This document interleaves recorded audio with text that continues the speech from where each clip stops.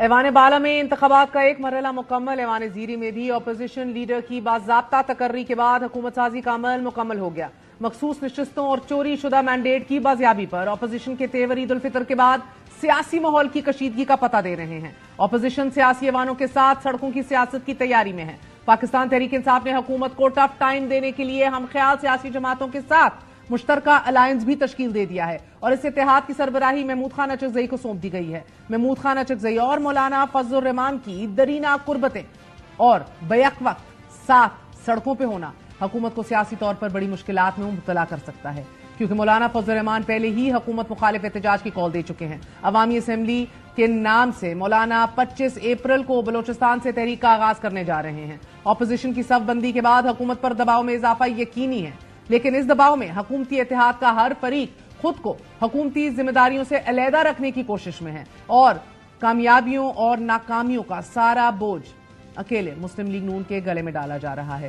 اس منظرنامے میں اب مسلم لیگ نون کے اندر بھی دو متضاد تصورات پائے جا رہے ہیں. ایک طبقہ حکومتی ذمہ داریوں کو اٹھانے کے لیے تیار ہے، مگر مسلم لیگ نون کا دوسرا حلقہ کسی نئے بیانیے کی تلاش میں موجودہ حکومت سے فاصلہ اور ڈسٹنس کی تگ و دو میں مصروف دکھائی دے رہا ہے. ناظرین، عید کے بعد سیاست اگر ایوانوں میں گرم ہوگی تو قانونی محاذ پر بھی اپوزیشن اور حکومت آمنے سامنے ہوں گے. عید کے بعد کی سیاست کا منظرنامہ کیا ہوگا، اس حوالے سے بات کریں گے. ہمارے ساتھ بلال اظہر کیانی صاحب موجود ہیں، اسسٹنٹ سیکرٹری جنرل PMLN ہیں، ممبر قومی اسمبلی ہیں، economic ways of tomorrow so to say. بہت سے لوگ کہتے ہیں that you might be the Ishaq Dar in the making.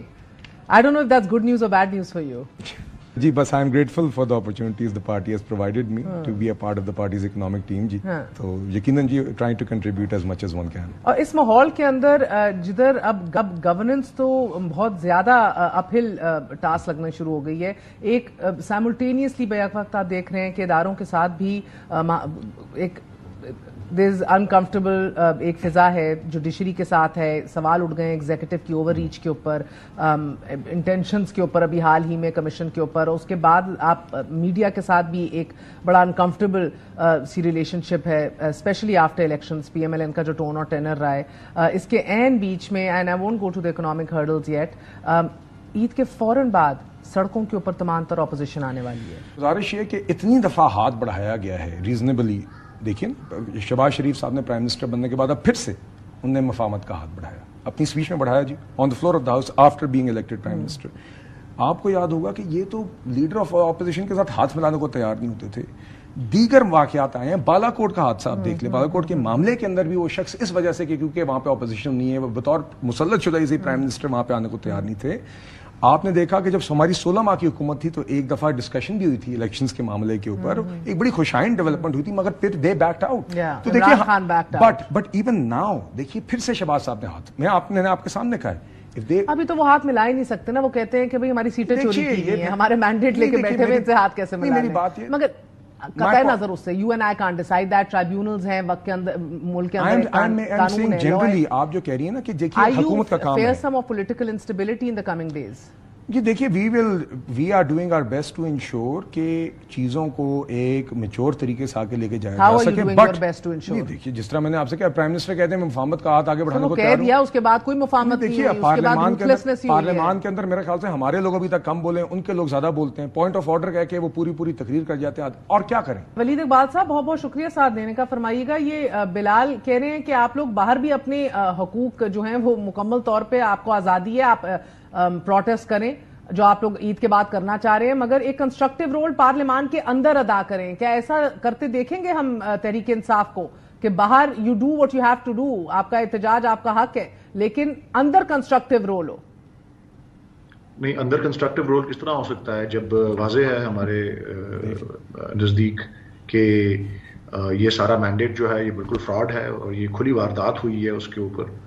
اور اگر یہ کہا جائے کہ جی اس کے لیے ٹریبیونلز موجود ہیں، اس کے لیے الیکشن کمیشن موجود ہے، تو الیکشن کمیشن تو جو ہے اس میں تو ہمیں کوئی اعتماد ہے ہی نہیں. الیکشن کمیشن ہی تو سب سے بڑی مرتکب ہے، اور دنیا بھر میں جو ہے اس کی جو ہے نوٹس لیا ہوا ہے کہ جو اس میں مداخلت ہوئی ہے اور جس طریقے سے انہوں نے قانون کی وضع کردہ کوئی ایک ڈیڈ لائن بھی میٹ نہیں کی فارم 47 کے پروویژنل اعلان کے بارے میں، نہ کوئی ریزنز ریکارڈ کیے ہیں. जिस तरह से कानून कहता है, रात के 2 बजे और उसके बाद अगले दिन सुबह के 10 बजे, वो भी उसी अगले दिन की सुबह 2 बजे और 10 बजे, ये 2 उसमें थ्रेशोल्ड्स हैं या डेडलाइंस हैं, वो नहीं मीट हुई हुई, तो इलेक्शन कमीशन तो कोई किसी उसकी तो क्रेडिबिलिटी ही जीरो है। जहां तक ट्रिब्यूनल्स का ताल्लुक है, तो 2 ट्रिब्यूनल्स बनाए हैं पंजाब के अंदर, और वहां पे 100-150 नशिस्तें, और उसके ऊपर अगर जाएं केसेस तो 10 साल भी नहीं हो तो 2 असेंबली और इलेक्ट हो चुकी होंगी ये केसेस अगर कंप्लीट होंगे जब तक के। तो ये तो कोई सिस्टम जो है, और ये तो सर फिर आप पार्लियामेंट में गए क्यों थे? तनख्वाहें लेने या तकरीर करने? नहीं जी, हमने मज़ाहमत का ऐलान किया हुआ है, और वो मज़ाहमत जो है वो हर फोरम पे होगी, वो पार्लियामेंट के अंदर भी होगी। वो मगर जब आप लोगों ने हल्फ उठाया तो आपने पार्लियामान को तस्लीम किया, उसका वजूद तस्लीम किया, उसका हिस्सा बने। आज आप कहते हैं कि कौन सा कंस्ट्रक्टिव रोल?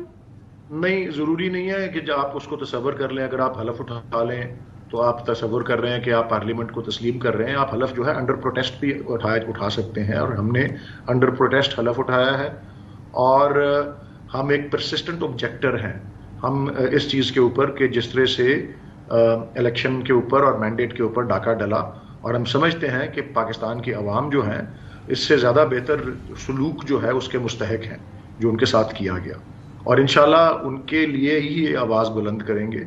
और हर परसिस्टेंट तो हैं, that much you'll have to give them, मगर उन्होंने कहा कि हमने एहतजाज में That can go both ways ji, that sort of persistence.